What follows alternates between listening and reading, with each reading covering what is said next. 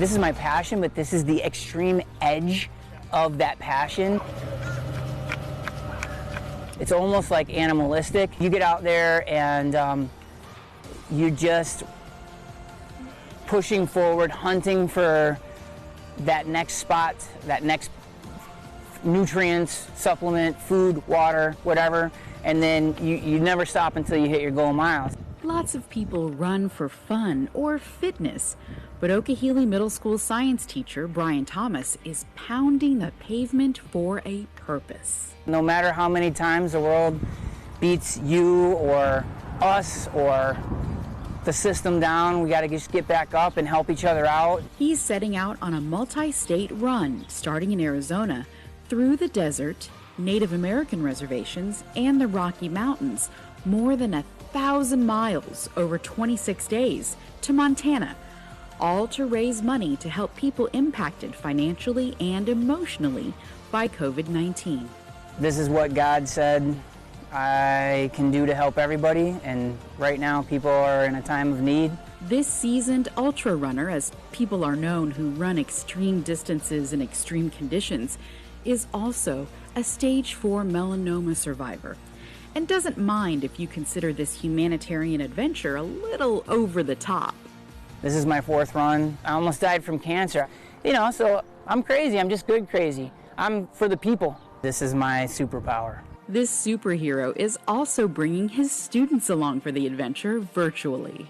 I've set up a Google Classroom with a code that my students can go ahead and log in and follow everything I'm doing. He's hoping to educate and inspire not only his students, but colleagues, friends, and family. I have 2 little girls. I just want them to remember, use your gifts and go on the adventure and try and pay it forward when you do so.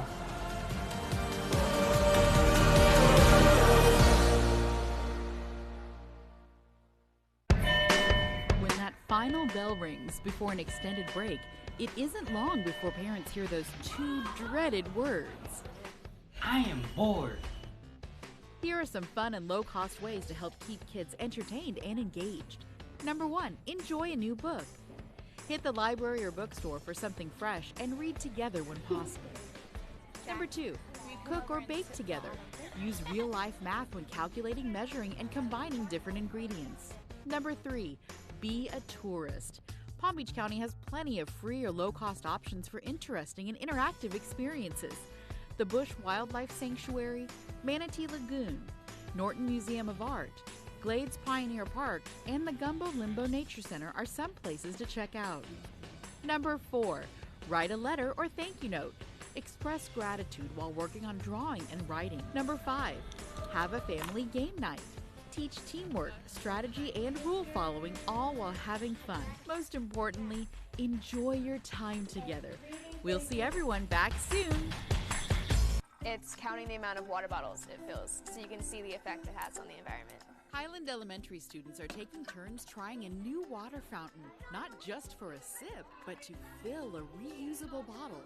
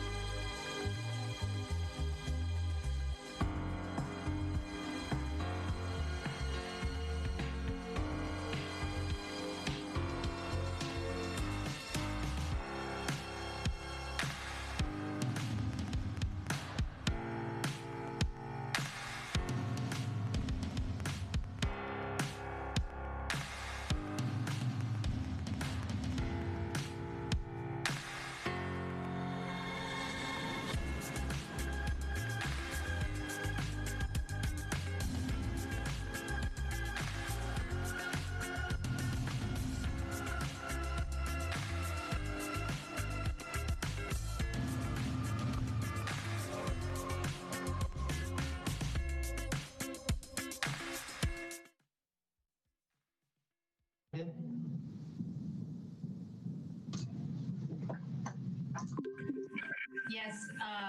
Dr. Robinson is here.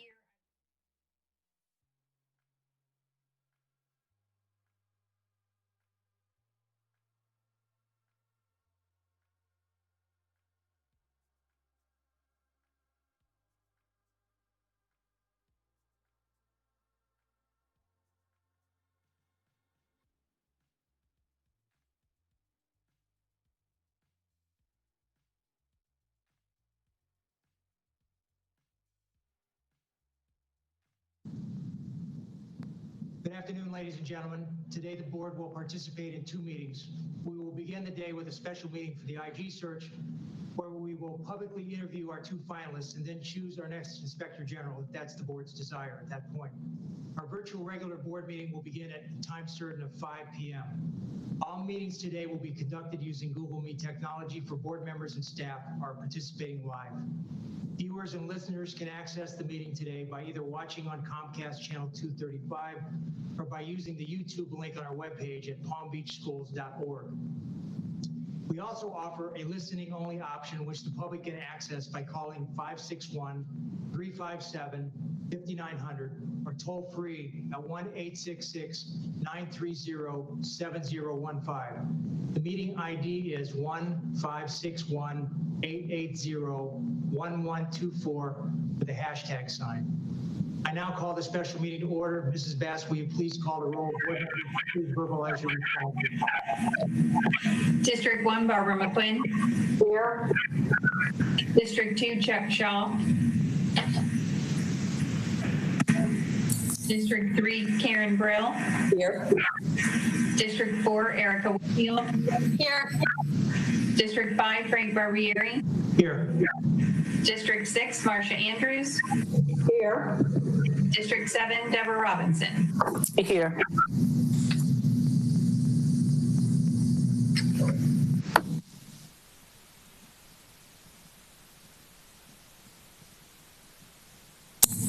We can't hear you, Mr. Barbieri. Probably better sometimes, I would think. Let's start again. Also joining us on a virtual dais is Superintendent Dr. Donald Fenoy, General Counsel Julianne Rico, Inspector General Lung Chu, and Board Clerk Carol Bass. This meeting is being transcribed by a closed captioner, so remember to speak at a reasonable pace. I'm not going to review the meeting protocol. You all know that if you raise your hands, I'll call on you in the order I see you. You also all know that you need to leave your microphones off unless you're speaking so that we don't get the feedback. I saw Mrs. Brill put her hand up. Do you have a question, Ms. Brill? Actually, before we bring in our first candidate, I wanted to just say that, we've all had a chance to interview both of them, and I would like to make a motion, since we've all spent time with them, that we reduce the number of questions that we ask to 7 rather than the 14. Okay, we have a motion on the floor by Mrs. Brill. Do we have a second? Dr. Robinson? Want to speak?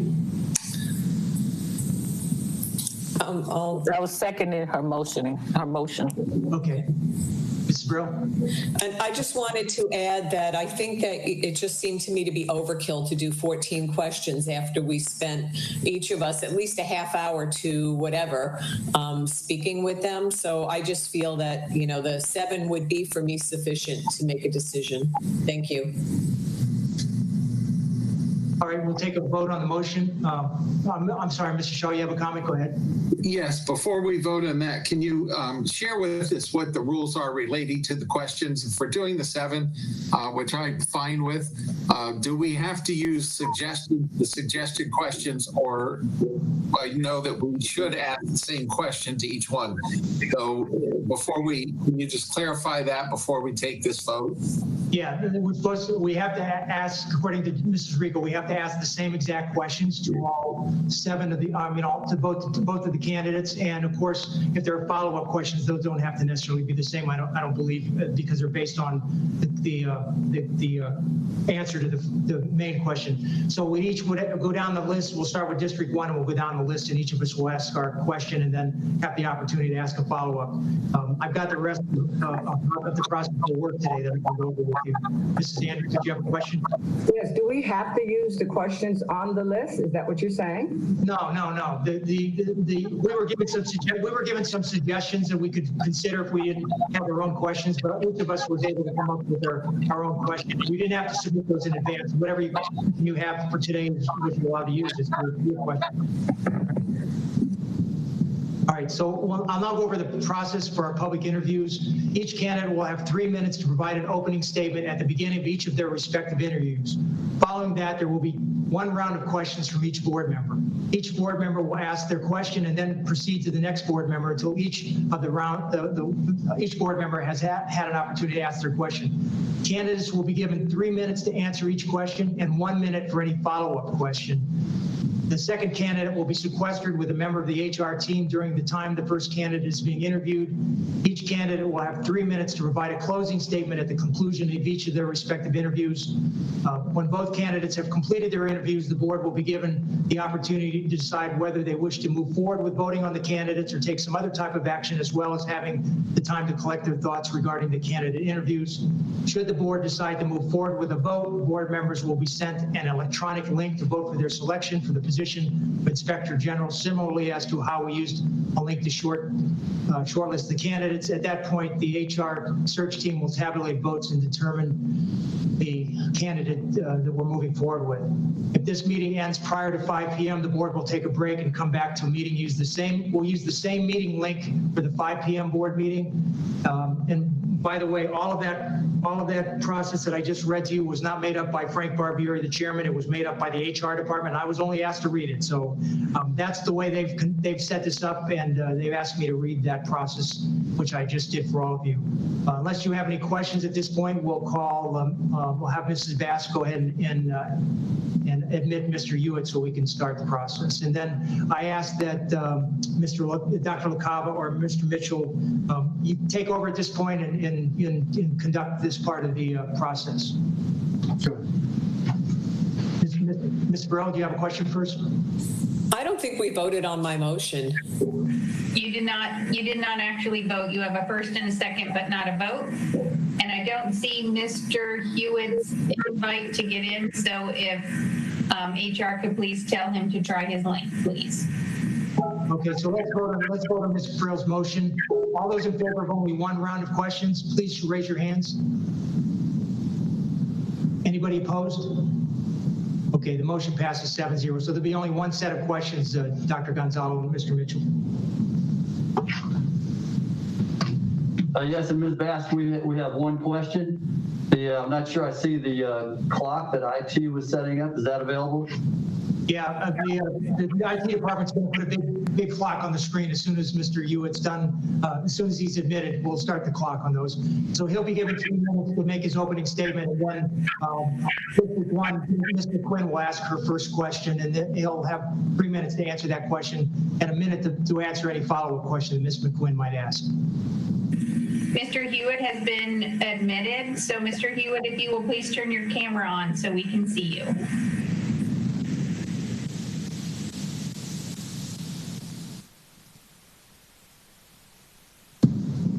Good afternoon, Mr. Hewitt. If you want to turn your microphone on, what we're going to ask you to do is at some point here shortly, I hope a clock is going to appear on the screen.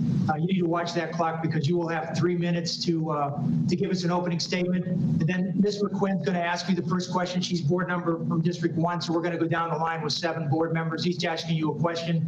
You'll have 3 minutes to answer the question the board member presents. The board member asks you a follow-up question. You'll have you'll have another minute to answer the follow-up question.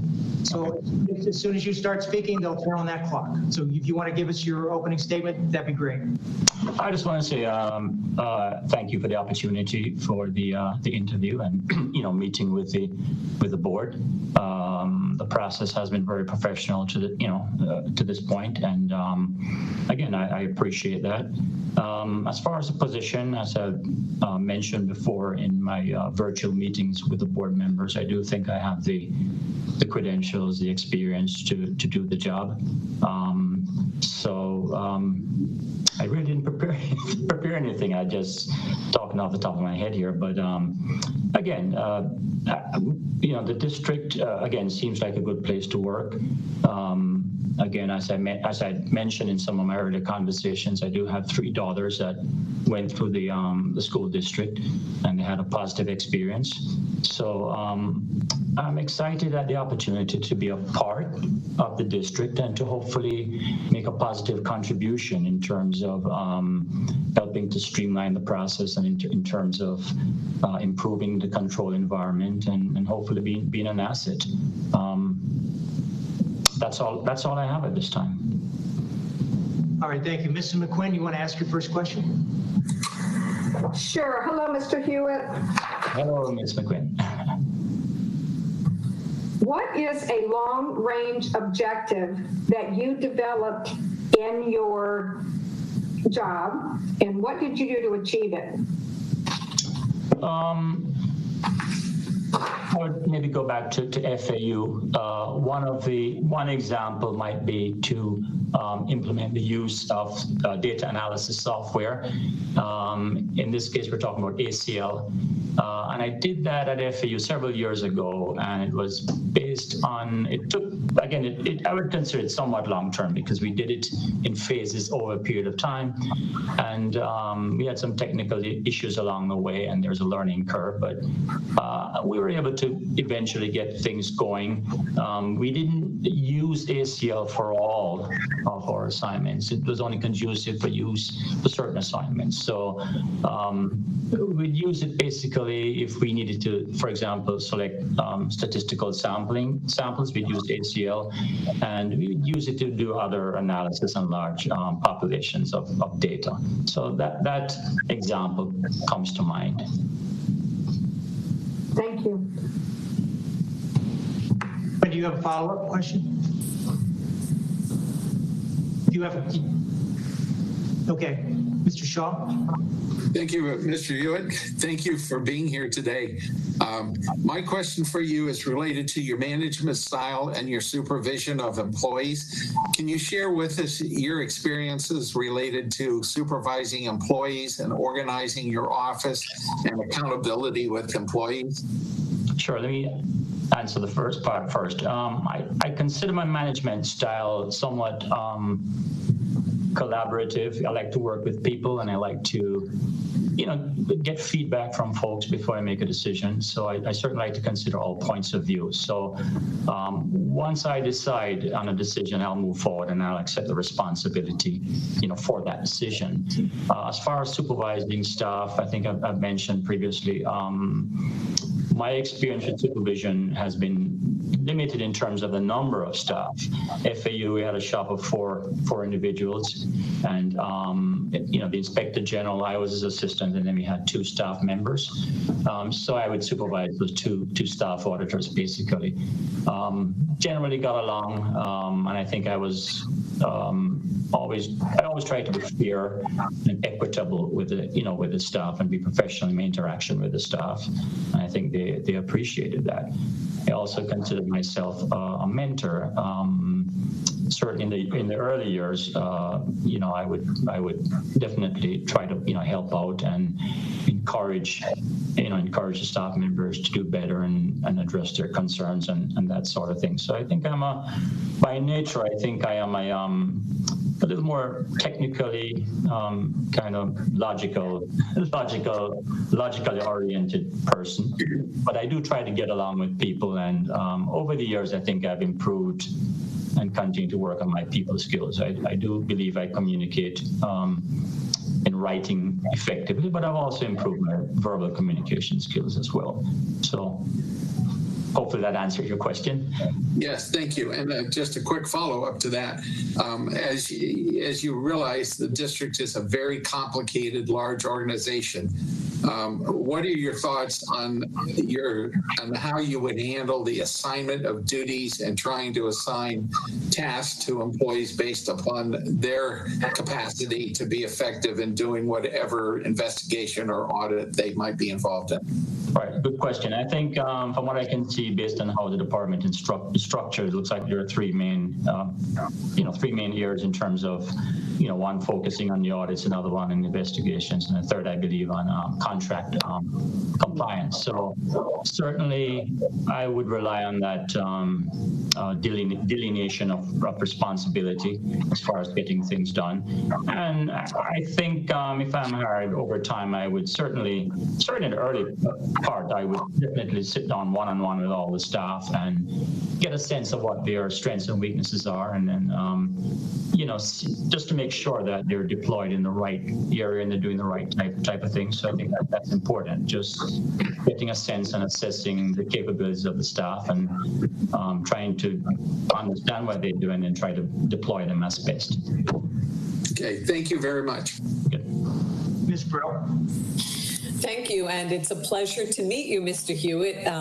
As you know, we weren't able to see each other when we met the other day, but I thank you for your time. Sure. And as you know, the questions that I asked when we met were all questions that I devised. So I am going to ask you something now that you might have perhaps been asked by my colleagues in their interview, or perhaps not. But my question is to please tell us why objectivity and independence are critical when conducting an audit or an investigation, and describe how you maintain your objectivity and independence. Good question. I think it starts at the top, and everything hinges on the organizational status of the department. So, in the case of the school district, for example, obviously the Inspector General reports to the board, which is critical for that as far as independence is concerned. Objectivity, again, they are related. I think objectivity has to do more with the individual's mindset in terms of are they going to be fair? Are they going to be impartial in how they do things? I think that's critical. So both things are absolutely critical, but that's definitely the issue of your organizational status. It can't be overemphasized. I think that's absolutely critical. Now, having said that, I think there is a sense of responsibility that goes along. We talk about having objectivity, being objective and independent. We also have a sense of responsibility. With that comes responsibility, and I think the Inspector General does have a responsibility to exercise that authority from that independence in an ethical and professional, credible way. Thank you. Okay. Mrs. Whitfield. Thank you so much. Hello, Mr. Hewitt. It's nice to see you. I also didn't get to see you last time. Yeah, a couple of people didn't work out, but most did, I think. So. we had a little struggle, but we got through it. We talked a lot about the climate that we're in as far as education funding and all of the struggles that this district and this board specifically are going to be going through. So since it is such a tumultuous time in education funding, why do you think you're the right person for this job to lead the IG and the audit for our district? I recognize the challenges. I think our entire economy, our entire society is dealing with the current environment and the things that are going on. So it's a challenge for everybody. I work with the city of Pompano Beach, and we're facing, as local government bodies, we're facing similar challenges as state and county and so on entities. So that's an ongoing challenge for everybody. Again, there's uncertainty in terms of what will happen down the road. I know that the board is contemplating reopening, or how best to reopen, or what reopening would look like for the schools in the fall. So it's an overall challenging environment. To answer that part of your question, I do think again that I think I'd be able to navigate those challenges, relying on, again, my leadership skills and, relying on maybe efficiencies, for example. If we could be talking about potential budget cuts down the road unless things change. There's uncertainty there. So I certainly would think in terms of, efficiencies, ways to save money within the department, and just trying to manage the resources effectively. On a more personal note, certainly there's always the prospect of layoffs, for example. My personal philosophy is I would more support maybe some kind of across-the-board pay cut before any kind of layoff. I would consider the last resort, myself included in that across-the-board cut. So again, just a question of awareness and efficiency and just a sense of, the environment. With your last minute that we have on this question, can you talk about the technical skills that you possess that would lead you to be the best person for this job? Oh, good question. I've been exposed to multiple systems at the city and even more at FAU, a very complex environment. I'm familiar with, at the Pompano Beach, the main system is called Naviline. There's a timekeeping system called ExecuTime at FAU. Main systems for the main student information system was called Banner Student. Several years ago, FAU transitioned to a paperless environment called Workday. It's Workday Finance and then Workday HCM, Human Capital Management. So exposure to a wide variety of systems at FAU and City of Pompano Beach.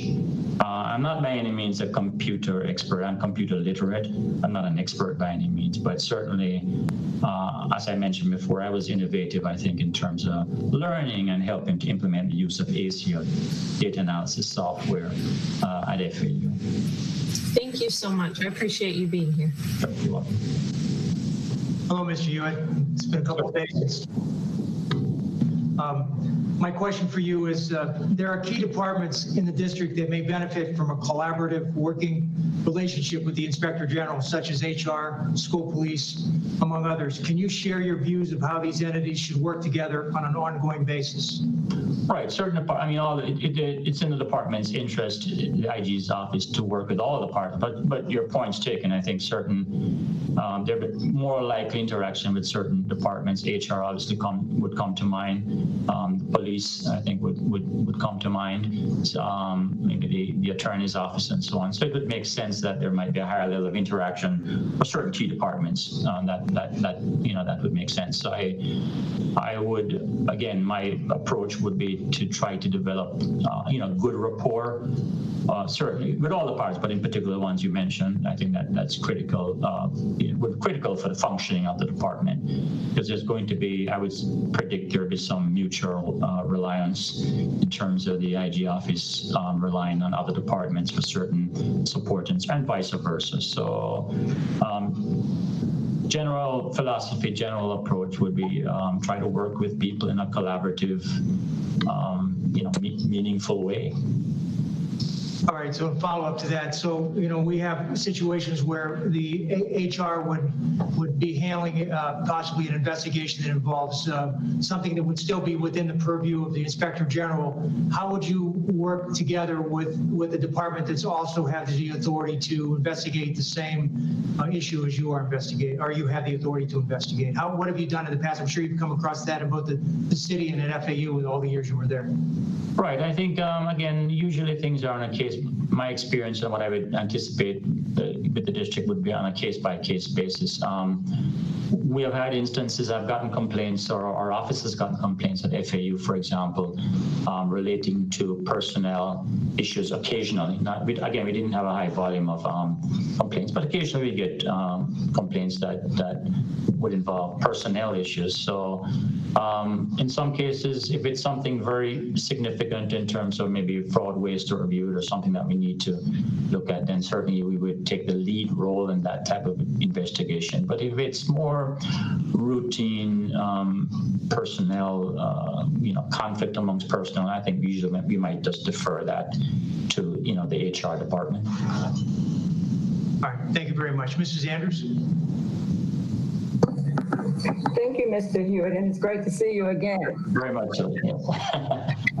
Mr. Hewitt, can you tell me, within your experiences in your current job, as well as your past employment, can you tell me, was there an an audit unit in any of your experiences? Was there a particular audit unit that you led?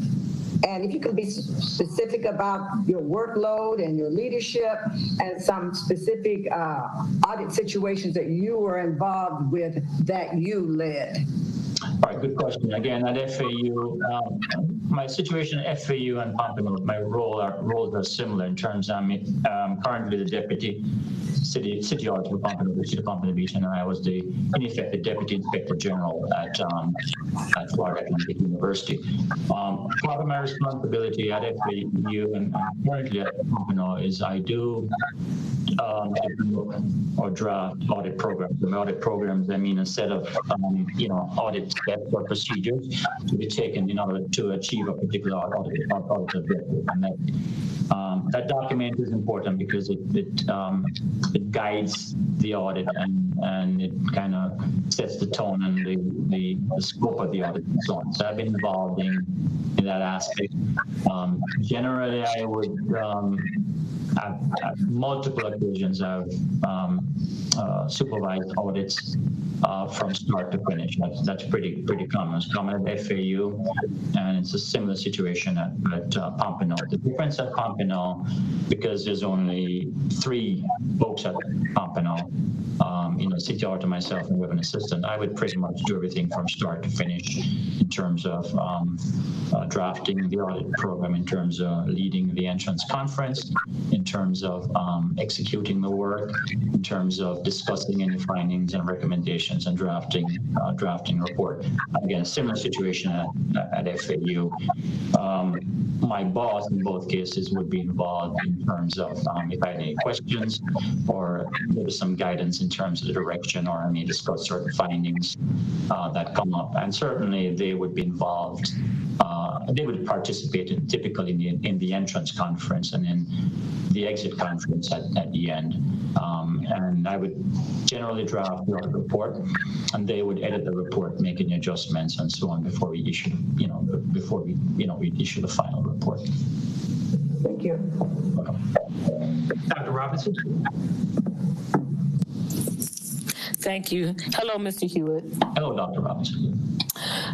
So the question I have is, tell us about a time when you had to address issues related to staff morale, since those issues have to be addressed in order to have camaraderie so that you can work together effectively and efficiently. Very good question. I'll go back more to FAU. Again, it was a small staff, 4 individuals, and generally, everyone got along. Now, I was at FAU for 22 years, so there were occasions over those years where we would have some conflicts with some subordinates, and during that time, we did eventually have to terminate maybe about 3 employees over the course of that time. When I say, I mean in conjunction, myself in conjunction with my boss, we had to do that.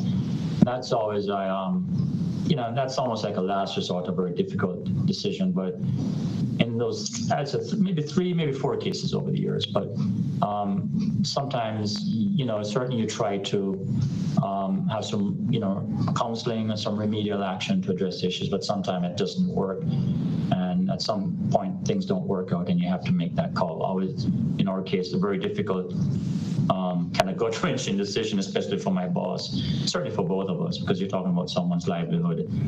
Very difficult, but in some cases, it had to be done. But in a broader sense, like I said, my personality is such, I try to get along, with everybody as much as possible. And in most cases that would work. In some cases it doesn't work. There are certain people I know from experience I've dealt with that you try to compromise a little bit, try to reconcile, and some people have no interest in compromise or reconciliation. You're in effect, almost wasting your time. That's an extreme case, but certainly that's out there. I do recognize again, and that the department, the IG department at the district is a larger department. There's certainly more folks than I'm used to, but I don't know if that's necessarily a concern. And as I mentioned, if I were hired, one of the first things I'd do obviously would be to meet collectively with the staff, but also on a one-on-one basis to kind of, find out what folks are doing, learn their jobs, and find out any concerns that they have. Now, over time, I would learn more and I'd be, make better decisions over time. But certainly initially, I'd want to talk to the folks one-on-one, what's troubling you, and then over time, you'll see what adjustments or what changes that need to be made. Initially, I wouldn't expect, there wouldn't be any wholesale major changes initially, but I would think certainly for a few months, there'd be a learning process, and then eventually may get to some point of some changes. And even those changes I would anticipate would be incremental changes. I wouldn't come in and try to just change things. I'd invest some time in learning and understanding the environment and the folks I'm interacting with. Thank you, Mr. Hewitt. At this point, we'll give you 3 minutes. You could any kind of closing statement you'd like to make to the board. Just again, I'd like to thank thank the board members for the opportunity. I know there are lots of other good candidates out there. I think I'm a decent candidate, but certainly, there are lots of good candidates out there, and everything is competitive. So I feel good about the fact that if I get hired, that's great. If not, I still have a job, so that's the good news. But I certainly appreciate the opportunity, and like I said, I do feel honored that I was selected as a finalist for the job, and that I think that does say a lot. Sometimes you feel a little bit inadequate sometimes, but I think I'm competitive with the others. And again, if you hire me, again, I'm not perfect. You're not perfect. Nobody is, but you're going to get a dedicated, disciplined, focused employee. And if there are problems in the way things are done, I'm going to work to resolve it. That's all I can say. I'm not a miracle worker, and I know everybody's not going to be happy, especially in a department that size, but I certainly would like to have folks as happy as we can. It's your job. You come to work every day. I want people to feel a part of the team, and that they can come in and make a difference. And again, by nature, I'm kind of non-confrontational. I don't, by nature, I'm kind of laid back. Just why I can't change it. But that doesn't mean I'm not effective. I just have a different style, a different way of approaching things and doing things. So that's all I have. So I hope things work out, and I wish the other candidate, good luck. So that's all I have, and again, I appreciate the opportunity. Thank you, Mr. Hewitt. After we interview the other candidate, the board will be making some decisions on what we're going to do next. So I'm sure that HR has probably briefed you on all of that. So thank you today for taking the time to be with us. And at this point, Mrs. Bass, if you want to go ahead and admit the other candidate. About we have to switch cameras before Teresa starts. I just sent her a note, bring her in. Mr. Barbieri, it's going to take just a couple of minutes until we switch cameras. No problem. Just let us know when you're ready.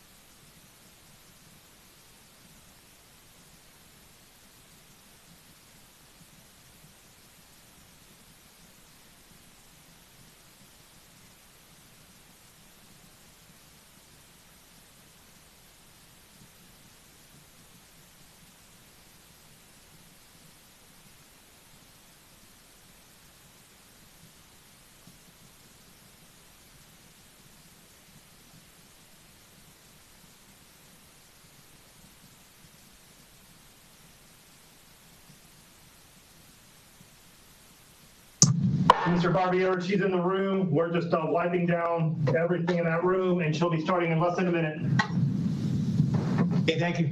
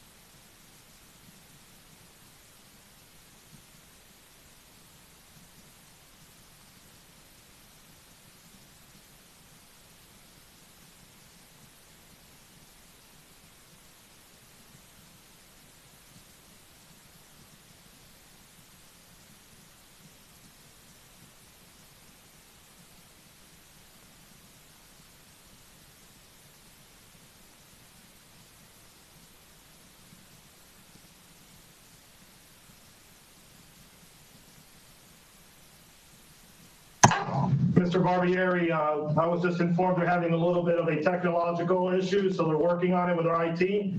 As soon as I know more, I'll let you know. Oh, okay. Thank you, sir. I've just admitted her to the meeting. We're not having technological issues. Ms. Michael, can you see us? And can you turn your camera on? And also just letting you know, Mr. Barbieri, that Barbara McQuinn is also having technical difficulties, and she is currently out of the meeting. There is Michael. Great. Yes, I'm here. Good afternoon, Ms. Michael. How are you today? Good. How are you all doing? We're great, thanks. So I just want to explain what we're going to do. So we're going to give you 3 minutes to have an opening statement, and then each one of the board members will ask you one question. They may or may not ask you a follow-up question depending on how you answer your question, but you'll have to the follow-up question. When all 7 board members have asked you a question, at that point, you'll be able to give us a 3-minute closing. You have 3 minutes to give us a closing statement. So do you have any questions for us at this point? No, sorry, no. Okay, so Ms. McQuinn will go first because she's District 1, but since she's temporarily out of the meeting, having some technical difficulties, we will go to District 2, which is Mr. Shaw. Ms. Brill, you have a question? Yes, Mr. Barbieri, I believe that Ms. Michael's supposed to give us an introduction before we start. Okay, I thought I said that, but maybe I didn't. You'll have 3 minutes to give us your introductory opening statement. Then we'll go with the board members. So I'm sorry about that. Is Ms. McQuinn back? I don't see her picture here, but is she here? No. So we'll go with we'll get back to Ms. McQuinn. Would you start, Ms. Brill? I'm sorry, Mr. Shaw is in District 2. Mr. Shaw. Thank you. Thank you, and welcome, Mrs. Excuse me, Mr. Shaw, excuse me. After Ms. Bro corrected me, I realized that I still did not give Ms. Michael 3 minutes, so I'll get my act together here. It's been a little stressful today, as I'm sure for all of you, but Ms. Michael, you have 3 minutes to give us an opening statement, so please do so at this time. Well, first of all, I want to thank everybody for giving me this opportunity. I know the audit committee and HR and also the board members, this took a lot of work. This wasn't an easy task, and there was a lot of research, a lot of time invested in this, and I appreciate that. And I also appreciate the time this week and the one-on-one interviews that I had with each one of you. First and foremost, I have dedicated a little bit over 23 years of my career to working in the Inspector General field. And this is something that I'm very passionate about. I have not become jaded over the years. I still believe in it, and I believe in the oversight. And I also believe in education, as in this is one gift that you can give a child that you can't take away. And this is a very positive point for a child. And this is something that, especially in these times with what we're faced with right now, we have to have the most accountability and the most oversight. And that's why I believe at this point, you have to have an inspector general that is going to work with their stakeholders and be able to communicate with them and have the experience behind them to do so. And I believe that I'm the candidate that can do that with you and with the school board. Thank you. I don't see Mrs. McQuinn back yet, so Mr. Shaw now. So I'm sorry I interrupted you before, Mr. Shaw. Oh, that's fine. Thank you, and again, welcome. My question for you, I'll have 2 parts. The first one is, can you share with us a little bit about your management style, how you supervise employees, and how you would organize your office as related to your day-to-day supervision of employees and accountability? That's an excellent question, and it's something that's very important. And I know that it's something that's on all of the staff and the office's minds. First and foremost, you have to make a connection with the employees. I have to understand what they want. What are they looking for? What are their career goals? There's nothing worse than feeling as though you're just a number or a cog, that your supervisor doesn't care, doesn't take a personal interest in what you're doing or what your aspirations are. So I try to connect with the staff on a daily basis and at least understand what they're looking for and what they want to achieve. I also, of course, and everybody says they have an open door policy. I literally do. We'll have an open door policy with the staff. But I also let them know that prior military, and I do believe in an organizational chain of command, that if you have a problem, please go to your supervisor first and then come to, work your way up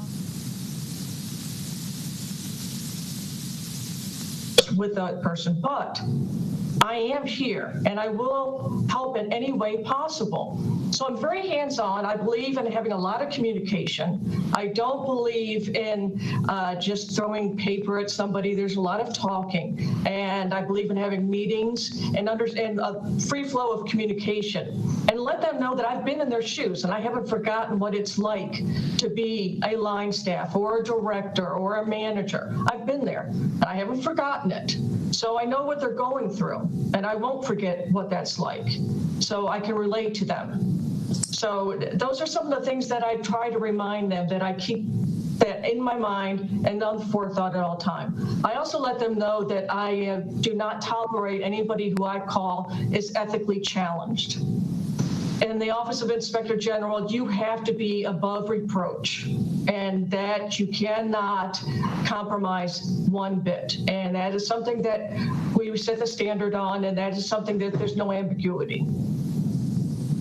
Okay, thank you. And the follow-up is related. Mr. Shaw, I'm sorry. Before you ask your second question, I thought Mrs. McQuinn could hear us but not see us. I understand that she is not able to, and she's moving her equipment. She's going to be joining us by phone. So hold off on your question so we're sure Mrs. McQuinn can hear your question and then the answer. Proceed.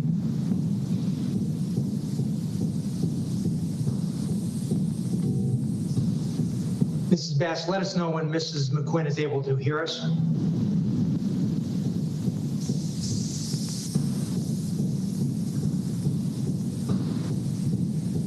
Will do. I am talking with her now.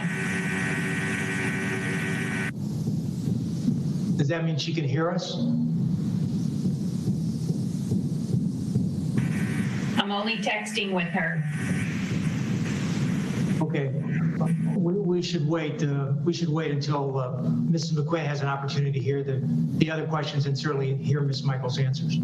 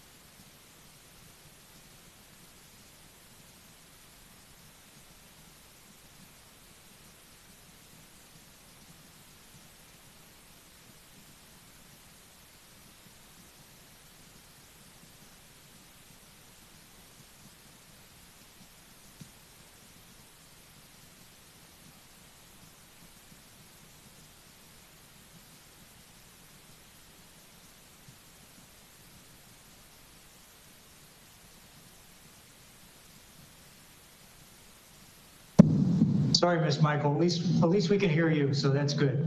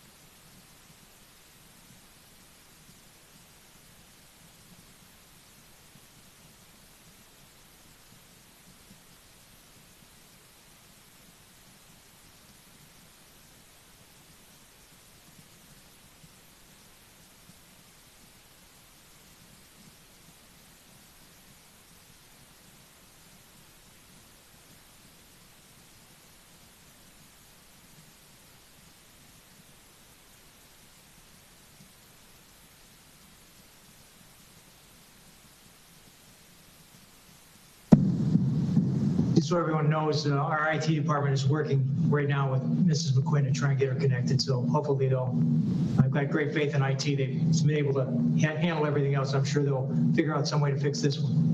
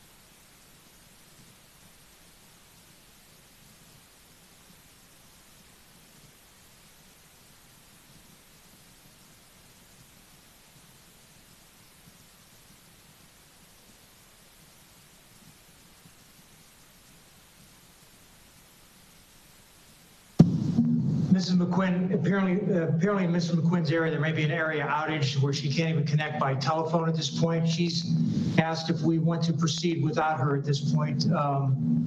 Mrs. Rico, you see any issues with that? The board members asked to proceed without her. Yes, I mean, if she has confirmed with Mrs. Bass that is her request, then the board can continue without her.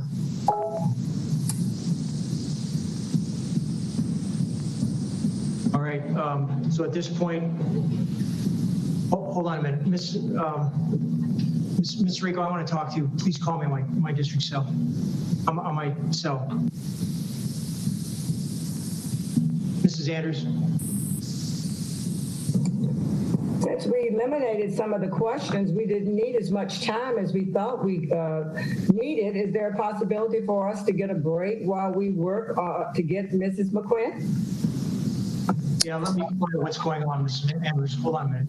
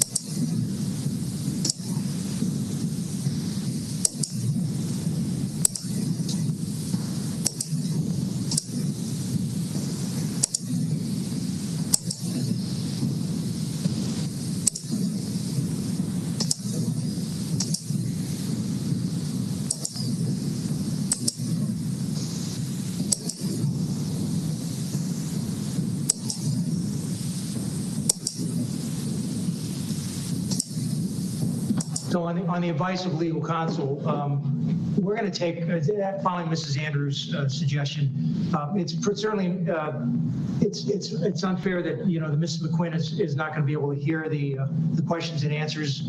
So at this point, let's go ahead and schedule a break we'll start with 15 minutes. So we'll give 15 minutes, and if we still don't have Mrs. McQuinn, we may extend that break. Mrs. Bass?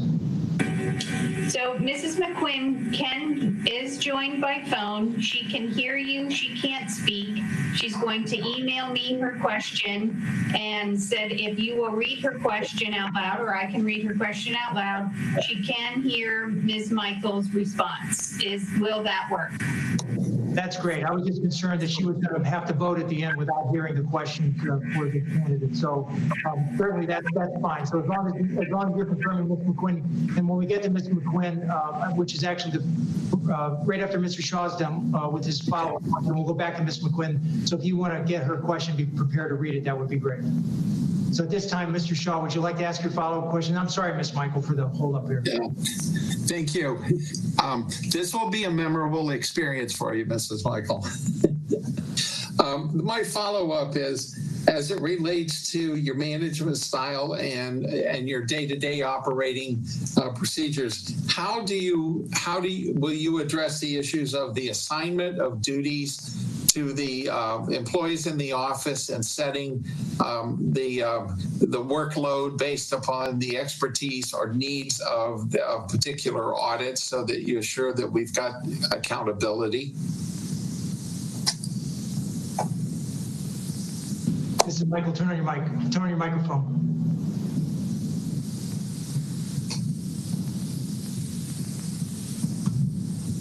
There we go. I'm sorry. The directors will be the ones that will be responsible for the actual day-to-day activities. I would not jump over unless I was not seeing productivity. I would be meeting with the directors, and we would have milestones to see, are they meeting these milestones on every audit, on every investigation? I typically like to meet with the directors on a weekly basis, sometimes even more, depending on if I'm seeing a problem. And of course, that can be, they can come and meet me anytime if there's a problem. And I've always had where a director will come in and say to me, we've got an issue, or I'm running into a problem, or something is slowing down or speeding up. But usually I have a weekly meeting with the directors, and they will tell me how they're going. What, are we meeting our milestones? Are we going to end up meeting our final deadlines and timeline for the due dates? Because no report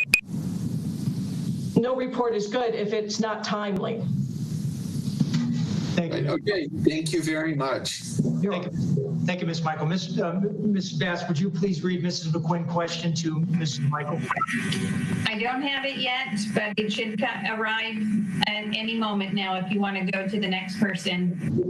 Okay, sounds good. Mrs. Brill, you're next. So thank you, and thank you, Ms. Michael. It's a pleasure to see you again, and thank you for your patience with this process. It's been interesting.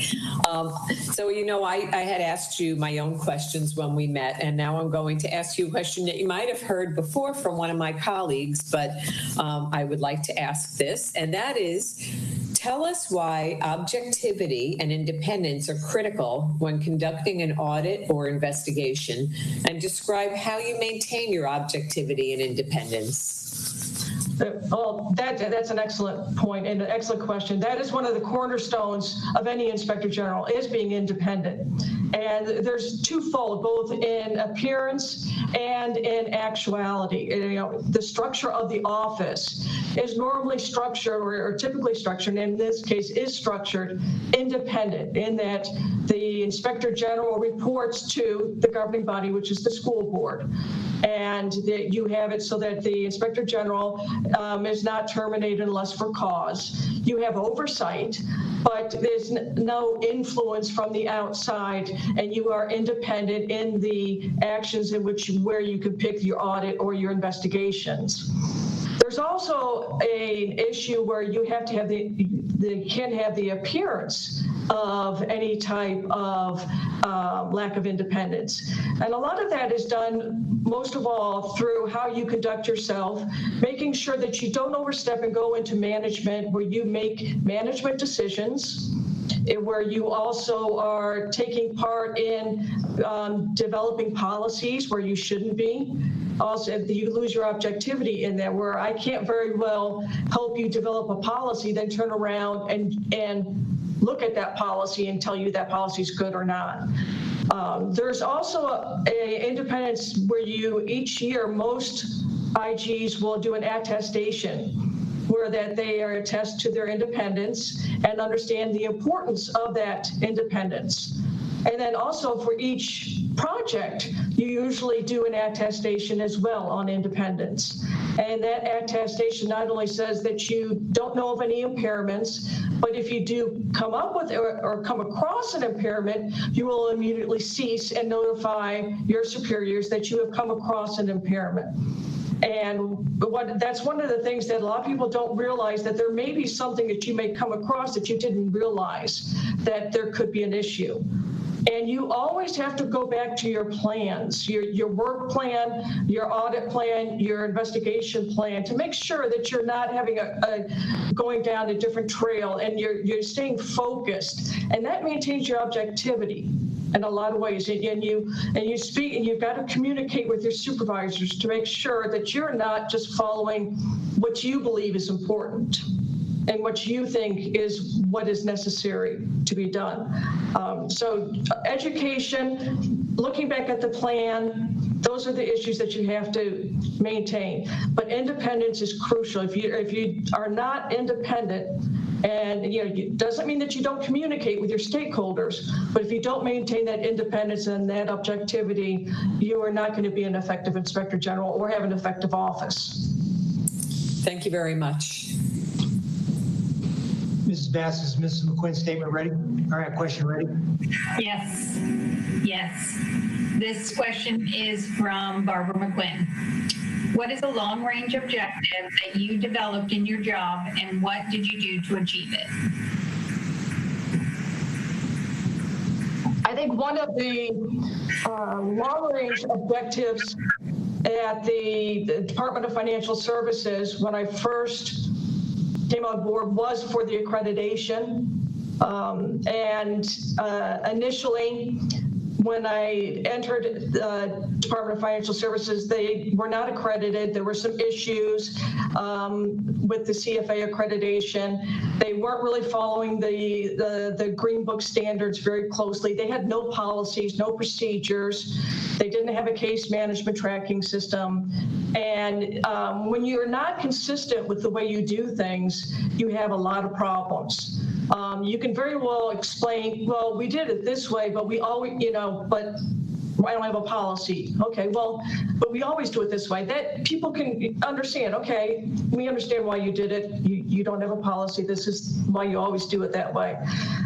So CFA, having the accreditation, that was one of the main focuses of what I went to with DFS. Also getting more of a communication and more of a structured office with DFS. That was one of my long-term goals with them, and we established that. We had great communication. I was working with the different departments, the different division directors. We were doing a lot of classes, a lot of trainings. So they actually understood that we were a resource for them to utilize, and that we were just Monday morning quarterbacks coming in to say, I got you. And they actually reached out, and we did training for the attorneys. We got them some CLEs. It was a great environment, and I think it had a good impact, and our statistics showed that in the end. Did I cover the?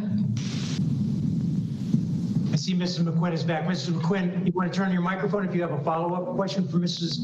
Michael, you can ask it at this point.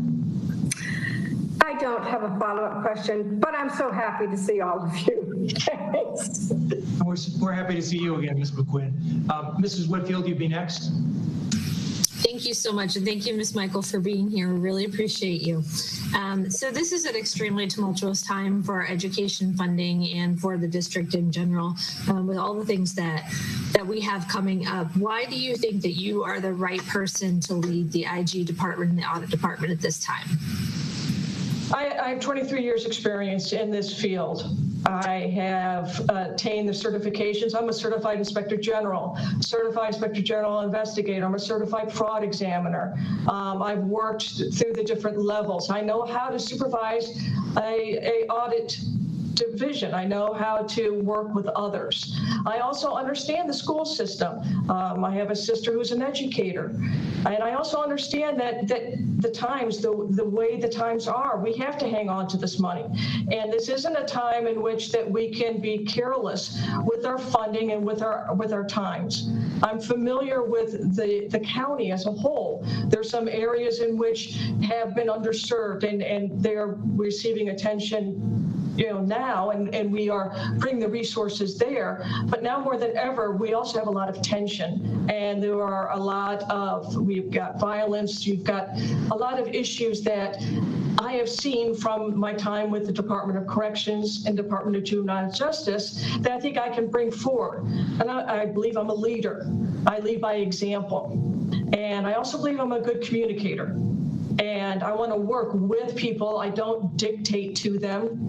I communicate with them, and I want to hear the input. I want to hear from the superintendents, and I want to hear from the principals. What can I do to help? How can I help you all do the job of educating the youth? I'm not just here to tick a box and to say, I got you. That's not my purpose. How can I help you do your job? Thank you very much, and thank you again for being here today. Thank you. Mrs. Michael, as soon as I find my question again, it's like this phone doesn't stop the whole time I'm here. There are key departments in the district that may benefit from a collaborative working relationship with the IG, such as human resources, school police, among others. Can you share your views of how these entities should work together on an ongoing basis? You have to. Every IG's office works closely with their HR. You also, with school police, that's excellent that you have that. I've worked with law enforcement before. The Department of Financial Services actually has a law enforcement section. I had sworn law enforcement that actually worked for me because we had law enforcement in our agency. So I'm very familiar with the Law Enforcement Officers Bill of Rights, which I'm sure that you're aware of is a very restrictive and very complicated issue that you have to deal with. but I understand all of those functions, and we have to work together. HR, many times, if we work together, we can sit there and I can assist them on doing reviews. There may be issues where I may not understand where they are going with the policy. I need to understand where their policies are, how they are looking at different factors. I don't want to overstep because I don't make policy decisions for HR. But we have to work together because I may do an investigation in which they are going to make a decision on. As far as the police officers, if I come across something that's criminal in nature, I'm going to stop. And if it's a matter that is something for law enforcement, I'll refer to them or to the state attorney's office or whatever jurisdictional issue should be there. As far as HR, they have to have a product from me that they can use, that they can understand. So I may have collaboration as far as they may not like the report the way it's written. Maybe they want an executive summary that is easier for them to utilize. Or maybe they want something that's a little bit different to help them with their process, or that would be easier for them to use with the union. So those are things that I'm very flexible. There's nothing that's written in stone as long as it's not a policy or a law violation. If it's something that helps HR or the school police, then we should work together. Thank you. So I have a follow-up question for you. So I understand, the working relationship is very important between, the IG and those other departments. But what if you have a situation where, your authority is pretty broad as the Inspector General, and it's an issue that both you would have authority to investigate as well as the Human Resources Department. How would you handle a matter like that where both departments have the investigative authority? Well, I understand we both may have the authority, but who is better suited for that investigation? Who is better suited? Is that an area that is more management related, or is it a policy violation that would be better suited by the IG's office? And maybe I should just refer to them and then track it and see what they do, see how they report on it, review their report. Or is it something that, I think that they need somebody from the outside, more independent? And maybe that is something that I would look at and say, no, I believe this is something that rises to the level of the Inspector General. This is a serious policy violation. Great. Thank you for your answer. Mrs. Andrews. Thank you. And it's great to see you again, Mrs. Michaels. Yes, ma'am. Yeah, my question deals with your experience on your job right now, as well as your experience when you were at the Department of Financial Services. And I would like to know, did your offices at that time have an audit unit that you led, that you were the leader of? If you could be specific about the audit work that you've done as a leader, as well as some of the typical kinds of audit work you've done that you've led and done. The office that I am at now with the county, I am in the contract oversight and evaluation. So I work with the audit unit on different matters, but I don't lead them and I don't participate in the audits. So not currently. At the Department of Financial Services, as the Inspector General, I oversaw the audits that were being done in the office. I also oversaw the risk assessments that were being done, as well as any of the external audits that were being done. We are the liaison for that. Our office averaged approximately 18 external audits at any one time. For some reason, we always had the Auditor General doing quite a few audits, probably because we had the Treasury and the financial accounting for the state. Most of our audits were done. We had Division of Rehab and Liquidation. We did a large audit that we had to bifurcate that was quite big. We had a Dave and David audit, which was over the licensure system. We had a cash management audit and a purchasing card audit when I was there. And then we did some consulting engagements as well. Thank you, Ms. Sanders. Ms. Michael. Dr. Robinson? Go ahead, Dr. Robinson. Okay, thank you. Hi, Ms. Michaels. How are you? Fine, doctor. How are you? Doing well. So please tell us about a time when you had to address issues related to staff morale. And it's important because camaraderie is in order for people to work together efficiently and effectively. Most definitely. The Inspector General's office, if you've ever seen IG staff at a luncheon, we're always the ones sitting by ourselves because no one wants to sit near us. It's the wallflowers. Nobody likes us. You know, people groan when we walk in. I've slowly gotten used to that over the years. So we have to have a lot of team building. And some of the things that I did, and the staff would blame me for their weight gain because I would always buy donuts. And when we did our annual report, I would do barbecues, and we would bring in food. Somebody had celiac, so we had to be very careful with that. So we had a lot of team building. We had a game where you'd have to guess who this person was. So it was a way of trying to figure out who different people were.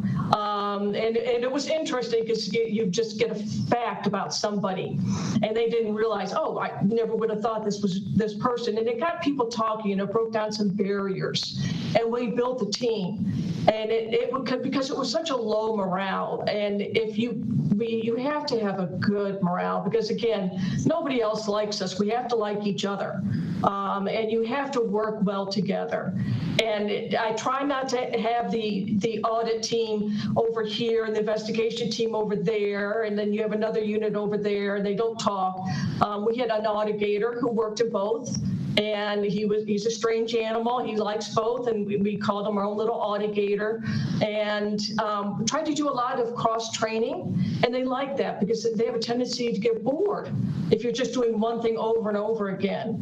And I like to combine where you have an auditor and an investigator, because sometimes auditors may not be the best interviewers, but they're a lot better with numbers and financials.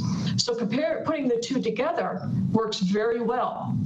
And I've gotten some great results that way. And they're not so divided, and it brings everybody together. And I remind them, nobody sees auditor, nobody sees investigator, they just see OIG. So when you walk out of this office, forget that, they just see Inspector General, that's all they see. So that's what I do. And everybody usually has a laugh. I can be a little bit of a prankster with the office, so that I try to keep things a little bit light. But again, ethics are very important to me. Did I cover the question for you? You got a thumbs up from Dr. Robinson. So at this point, Ms. Michael, if you'd like to take 3 minutes to give us a closing statement, you may want to incorporate a little bit of your beginning statement so Mrs. McQuinn can hear it also, if you'd like to. Again, I'd like to thank you all for giving me this opportunity. I know that you've all taken a lot of time. I've met one-on-one with you. I saw the work that the audit committee put into this. I saw the work that HR did, and I saw the time that you all put in looking at the policies, the qualifications, looking at 20.55. I saw that, the work that the Inspector General put in. He has dedicated, and built this office up with your help and the support. And I know people in the office right now. I know, two of the staff there. And I want to continue to build on that and improve on that. And I believe that the years I have, I've made tough calls. I've done whistleblowers. I've made the determinations on whistleblowers. I've, supervised investigations on whistleblowers, and I've made the tough calls. I've done what it has to be done, and I think I can help you all do the job that you all want to do. And again, I appreciate the time and the consideration, and I hope everybody stays safe and stay well in these very tumultuous times that we have. Thank you. Thank you, Ms. Michael. So what the board will do now after you leave us, we will have a discussion on what we're going to do next, including whether we're going to vote and how we're going to vote and all that good stuff. And so at this point, it was nice seeing you today, and I'm sure that you'll be getting contact from HR as to what exactly is happening here afterwards. Okay, thank you very much, everyone. Thank you. You're welcome.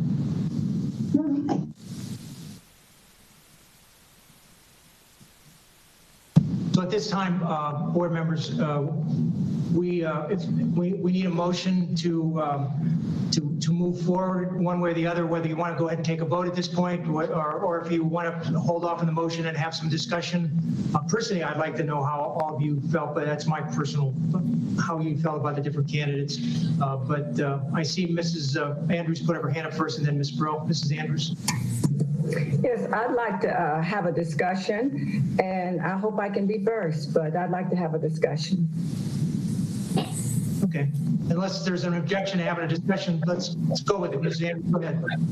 Thank you. And I appreciate you all hearing from me. I spoke on last week, and so this is not anything that's new on my mind. I really want to reemphasize some of the things that I talked about at the conversation last week when we were working on the Inspector General's replacement. And I would like to make a motion to put the hiring of the IG on hold for the following reasons. I've been around this district for a long time, and certainly with the experience in HR, and seeing people lose their jobs and seeing budget cuts, especially sitting in as the Chief of Human Resources, as well as the hiring director for the School District of Palm Beach County for many years. And as I said last week, we are in a pandemic. COVID-19, coronavirus is spiking in the state of Florida and right here in Palm Beach County. And the IG office staff is home working. Most of the school district is home. We are home working from home. We may be entering a real budget crisis. We don't know all of the pieces of the budget crisis yet, but we heard Mike Burke tell us that we might have to lay off people. And that's a big deal. And I've been a part of that when we've had to deal with laying off people in my history with the School District of Palm Beach County. We're now sitting here on a hiring hold. As the school board, we have actually been a part of this hiring hold for the last maybe semester, where the district has not hired people. We said we have a hiring hold because we anticipate a budget crunch, a real budget crunch, where we're not going to get the money maybe from the state, the feds. We still need money as we get to our new normal as it relates to educating our children. And we just heard just a week or so ago from Mr. Burke that we may need to cut supplies for schools. So I'm really worried at this point in time. This is why I want to say this. Just last week, we as a board voted to reconstruct the legal department in order to save money. And Mr. Chu is retiring. We know that his last day is June 30th, but we could save pretty close. And I did call the district to find out $233,000 plus with benefits if we don't move on this position at this time. That's a lot of supplies. That's a lot of help for schools. And it could be, it's several people positions that we're talking about right now. We need to be creative on how this office can be run with the goal of saving some money for the School District of Palm Beach County in this critical time. The IG office has staff to carry out these functions. Many of them have their IG certifications. Many of them have the wonderful certifications we heard these great people talk about today. They're right upstairs in that office. So, and they have the credentials. Our peer reviews for the IG office have been fabulous. Now, I've had these conversations with Mr. Chu, and he told me that, Ms. Andrews, no one has asked me about my staff and what I could do to help save money. Well, I'm back here again today to say I'm still scared about what's going to happen with the School District of Palm Beach County as it relates to people being laid off without having supplies for children. And I know we have two wonderful candidates, but we need to put this on hold. We have to be the example as the board in trying to save some money for our children in Palm Beach County. That's what I wanted to say. Thank you. All right, Ms. Brill and then Mrs. Whitfield. Okay, so with all due respect, Mrs. Andrews, I could not disagree with you more. I think now more than ever, it is imperative we have to have an inspector general in that position. All of you know, I've been asking for almost 2 years for us to do this recruitment. You cannot have an inspector general's office without someone leading that office. And we have made a decision that we're going outside for it. We have 2 very qualified people. And, you know, with due respect to them, this should have been a conversation last week before we spent all that time with them also interviewing them. But I feel that we have qualified candidates and I'm prepared to vote on them. Thank you. Mrs. Whitfield and Mrs. Andrews can respond. Mrs. McQuinn, did I see your hand? Yes, okay.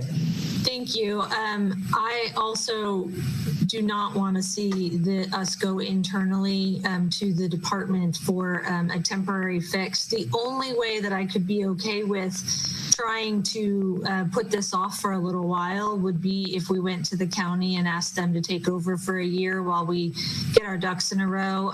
But I'm prepared to vote today as well. So I would very much like to see this taken care of today. I think with not having the general counsel and doing, you know, a kind of a stopgap measure there, I'm very concerned about, you know, the stability in this district, and I would very much like to see an inspector general of some kind, even if it is just contracting out with the county IG. If that would save money, I think that was $100,000, so it would save quite a bit of money. So I understand what you're saying with funding, but I do not want to just have an internal person as a stopgap right now. Ms. Daniel, let Ms. McQuinn, she was at the same time. Let her go first, and then you go, and then Dr. Robinson will be next. Ms. McQuinn? Okay, thank you. I feel very strongly that if I felt that we didn't have a strong candidate, I always listen to Mrs. Andrews, but I feel so strongly that we have an excellent choice and we can bring stability to that department. I would prefer that we not put off our vote. Mrs. Andrews, then Dr. Robinson, then Mr. Shaw. Thank you. This is not about the candidate. I just really want to be clear. We've been working on this for a while. A lot of things have happened here in Palm Beach County School District over the last few weeks and months as we've gone through this process.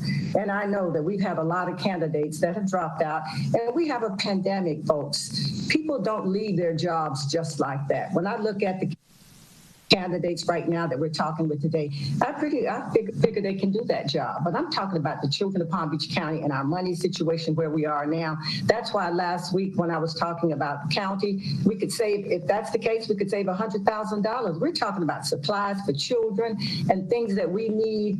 We've got to be creative. We were very creative with the general counsel and doing that piece. And I've asked Mr. Chu to speak it up about it. He did not want to say anything, but I need to be on record saying that right now we are the leaders here. I know that we need a great inspector general's office, but guess what? Our peer reviews are great. We have great people up in that office. So I want to commend them for all the work they do. It's not just Mr. Chu up there getting the work done. It's the people in that office doing it. And they have gone through these same certifications, the people that we've talked about. Now, we wouldn't have gone on and on and on with this, but we kept this process going because we really wanted to see if we could get an outside external candidate.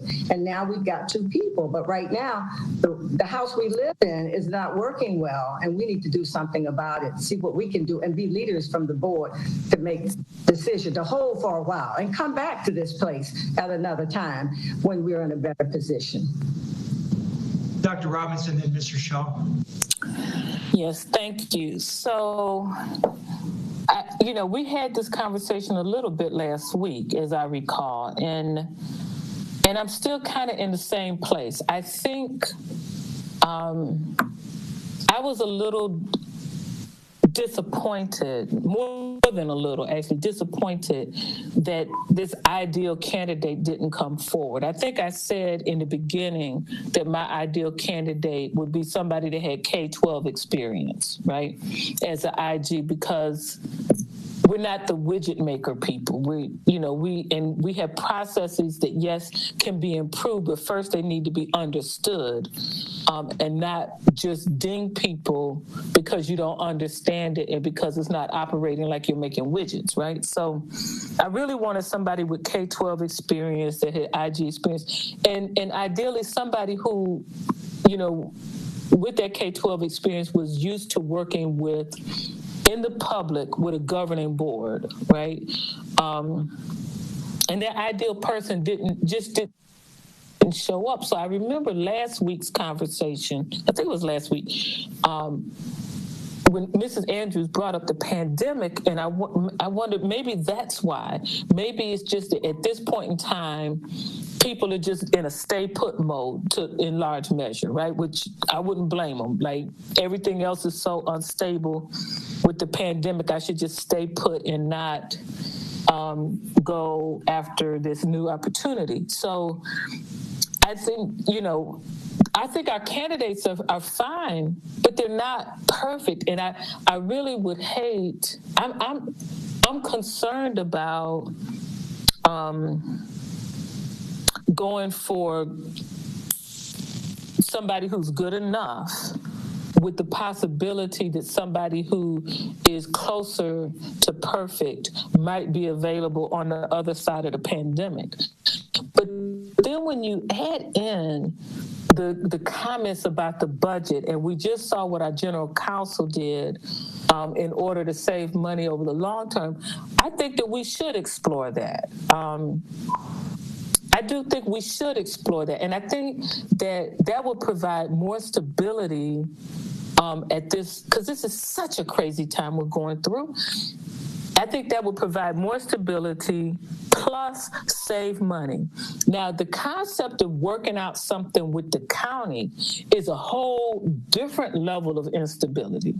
Like, that's more destabilizing, I think, than choosing one of the candidates in front of us, quite honestly. But I do think that we need to explore that. I think that's something definitely I'm willing to explore, is taking somebody who's, you know, like functionally, I guess, like in a deputy role in the IG's office. And just like we did with the general counsel, let them keep the wheels turning in the direction that they've been going, that Mr. Chu has it going. And then, you know, hopefully in 6 months we'll be actually on the other side of the pandemic, and we can reevaluate then. So yeah, thank you for bringing that forward, Mrs. Andrews. All right, I want to make a comment. Ms. Brill will be, I'm sorry, Mr. Shaw, you were next. Go ahead. Thank you. I agree with Mrs. Brill on this issue. We've been dealing with this for several months. We have two candidates who have extensive experience, and I think both of them had experience that work with governing boards at the university level. That can't be much more difficult situation than as far as the governance issue. And working with the county commission is certainly a governmental agency that operates in the public. So I don't think that's, let me hang up.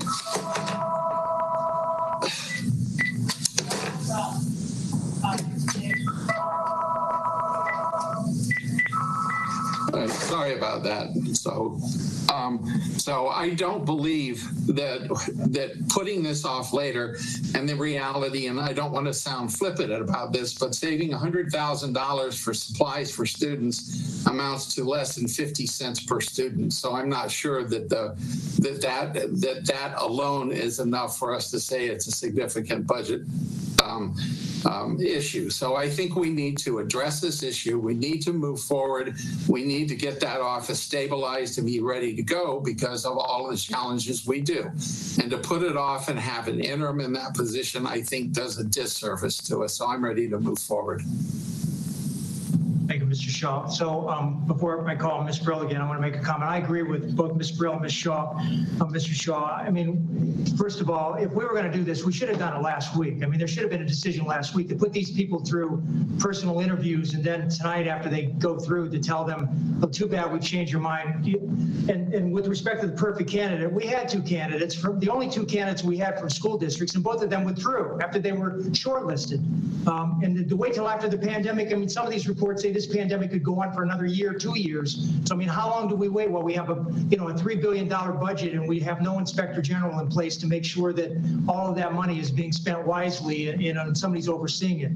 We have, basically, we have a dysfunctional situation if we have no inspector general there, and we have people up there that are going to now rally us they want to be the one in charge, and there's several of them up there that I'm sure would want to get it. And what are we going to have, sour grapes when one of them doesn't get to be the interim? I don't even want to go through that situation. With respect to the outside inspector general, I agree with Dr. Robinson. I mean, to bring somebody in, first of all, they said $100,000. When the inspector general sees what they have to do in this district, I'm sure that place will work. I'm sure there's going to be additional costs involved when they see all the calls that come in from the hotline, and those things have to be investigated. Somebody's got to look at every one of them and determine which ones are worth investigating, which ones aren't. So, just to say that the inspector general out there is only going to charge us $100,000, they have no clue what goes on in this place yet, and they'd have to come in here, and I'm sure once they saw the things that we expect them to do, that $100,000 will be, well, that was our preliminary thoughts, but now that we see what we have to do, it's going to be much higher. So I don't think it's fair to the candidates. I don't think it's fair to the district, and it's certainly not fair to the children to put off for a year or so to have an inspector general in this place to make sure the money that the taxpayers have entrusted to us is being spent wisely, and there's somebody that's independent that's overseeing that. So I won't agree to a postponement either if that's the motion that's made at this point. Ms. Brill, you were next. Thank you. So I just want to say that I think we have two excellent, highly qualified candidates. Everybody knew what their background was when we shortlisted them last week, and I do think we do have the perfect candidate to fill that job. So I would like to make a motion that we vote tonight to select our next inspector general. All right, do we have a second on that?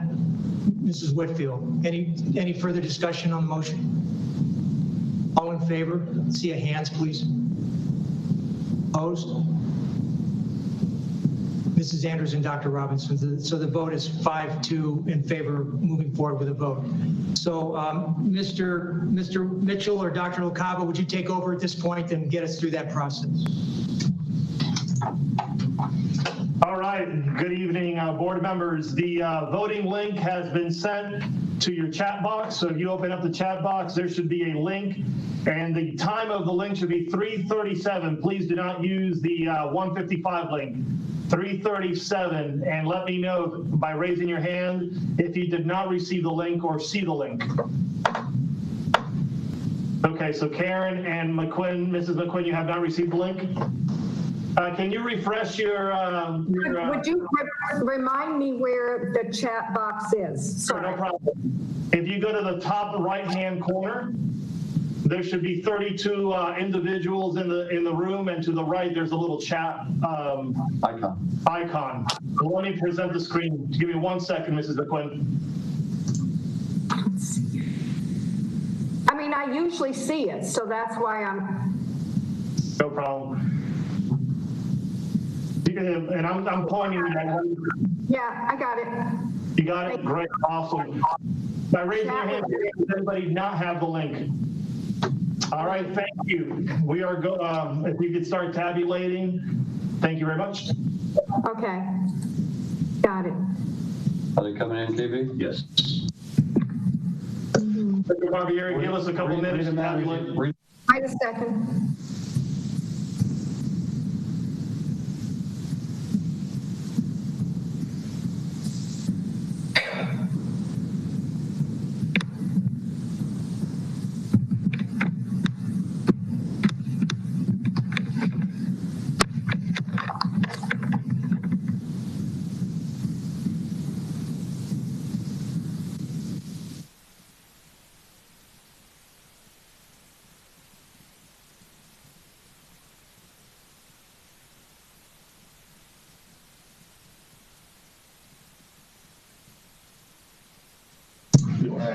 Shall read them out. All right, the tabulation is complete. Mr. Mitchell is going to go through the votes. As we were informed last week by legal, we have to read out the individual votes. So I will read that out. We have a 5-2 vote. Mr. Barbieri voted for Ms. Michael. Dr. Robinson voted for Ms. Michael. Mr. Shaw voted for Ms. Michael. Ms. Whitfield voted for Mr. Hewitt. Ms. Brill voted for Ms. Michael. Ms. McQuinn voted for Ms. Michael.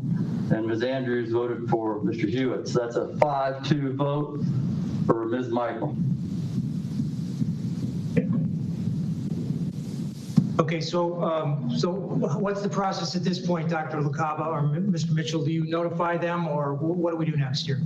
Yes, Mr. Barbieri, we'd ask, would you like us, we can notify Ms. Michael that she's been selected as the vote. We can invite her back into the meeting if you'd like her to make a statement or like the board to say anything, or we can inform her we'll be in touch with her to work on the next steps. And I assume the board would appoint somebody to work with legal and HR to effect a contract. So at this point, I personally would like to see her come back on the screen so we can congratulate her and talk to her. Unless I see an objection from anybody's hand, we'll go with that. Okay, yeah, but you want to get her back for us, Dr. LaCava? Yes, we are doing it right now. Give us a couple minutes and we'll set it all up. Okay, great. Thank you.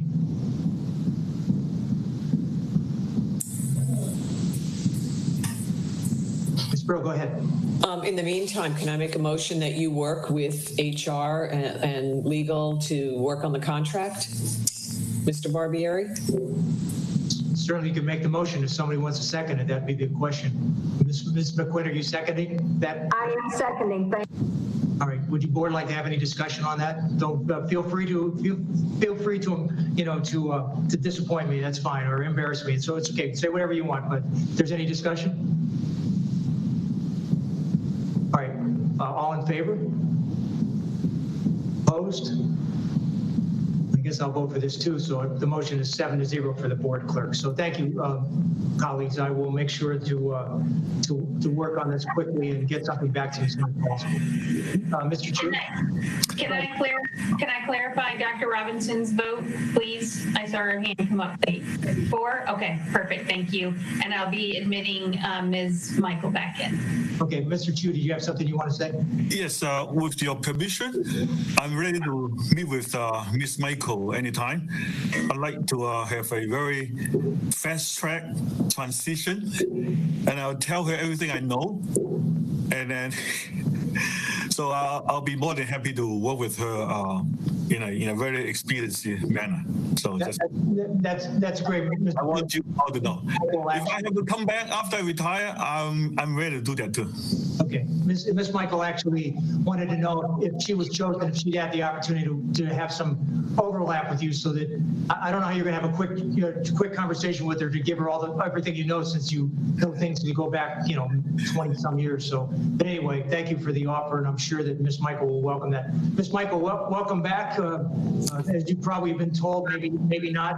Congratulations, the board has voted to have you as our next Inspector General. So thank you very much. And if you'd like to talk to us, the board members, I know I want to say something to you, but you can go first if you'd like, and then we'll have the board members chime in here.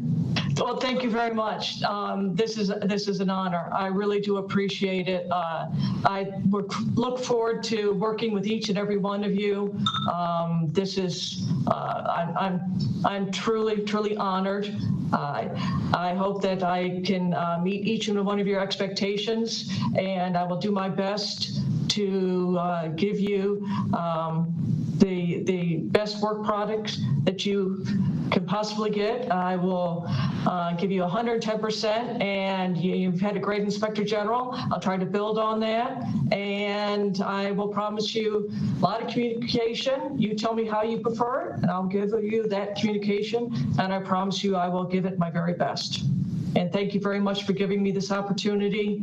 I really do appreciate it. I feel very honored. Thank you. You're welcome. Board members, who would like to speak next? Ms. McQuinn, go ahead. I just want to say to Ms. Michael that I feel very honored that you have chosen us. Don't give us a tough time, please, with the contract. I understand. Mrs. Whitfield? I just wanted to say welcome aboard. I'm so glad to have you. Thank you so much for sticking it out through this long process. I know it was very, very difficult, and I'm very glad to have you, and I look forward to working with you. Thank you very much. It was educational. That's for sure it was. Ms. Brill? Thank you. And I also want to say congratulations. And I really thoroughly enjoyed hearing about your experience before, what was also on your resume, and working with children. And I just think that you will fit so well in with our culture and our office. And so I just want to say welcome aboard. Thank you very much. I really do appreciate it. Thank you. All right, if you know what, go ahead, Mr. Shaw. The same thing. Thank you so much. And I was very impressed when we had a chance to talk. It was great to finally get to actually see you instead of doing the phone thing, since you've had a lot of adventures on technology in the last couple of weeks. So congratulations getting through that. But we wish you the best. And I'm very impressed with your background and the experiences that you've had. So good luck. Thank you, sir. I truly appreciate it. All right, if there's no other board members who would like to comment at this time, Mrs. Michaels, I'm sure that HR department will start the process, and we'll all be in touch with you soon. So have a good evening, and thank you again for joining us. Thank you very much. I really do appreciate it, and I feel very honored. Thank you. Well, thank you. Board members, we need a motion to adjourn this meeting, and then we're going to come back here at 5 o'clock, time certain. Motion made by Ms. Whitfield, seconded by Ms. McQuinn. Is anybody opposed to adjourning this meeting? Okay, seeing none, I'll take that as a 7-0 vote to adjourn, and we'll come back at 5 o'clock time certain, which is what we normally handle the regular board meetings. Mrs. Bass, go ahead. Yes, use your same link that you joined this meeting to join the next meeting at 5. And it's my understanding if we just click the little telephone thing in the middle, that'll just, it will temporarily disconnect us, but we can click that back on without having to go through the whole process. So there's a little telephone in the white bar, everybody. So if you just click that one, you'll be able to leave and then click on it to open it up again without having to go back through and find the link. Mr. Barbieri, could you say that again, please? How can we just stay on, right? And we just mute ourselves and turn off the video, right? There's a looks like a telephone receiver on the phones that we used to use before you were born, Dr. Fenoy. They had a cord on them, and that phone piece, if you click on it, it'll temporarily take you out of the meeting, but you can go back in afterwards. All right, thank you. Mr. Chu? With your permission, I would like to start meeting with her beginning as soon as possible. Absolutely. That was one of her concerns, was whether she was going to have a chance. So, yeah, certainly. Just check with HR and make sure that everything's clear for her getting information, confidential information on the district. So as soon as HR gives you the go-ahead, and I'm sure they'll check with the general counsel's office to make sure that. Thank you. You're welcome. Thank you. Mrs. Rico, you're the last woman standing. Did you have something you wanted to say before we click off? Okay, we'll see you at 5 o'clock. Thank you.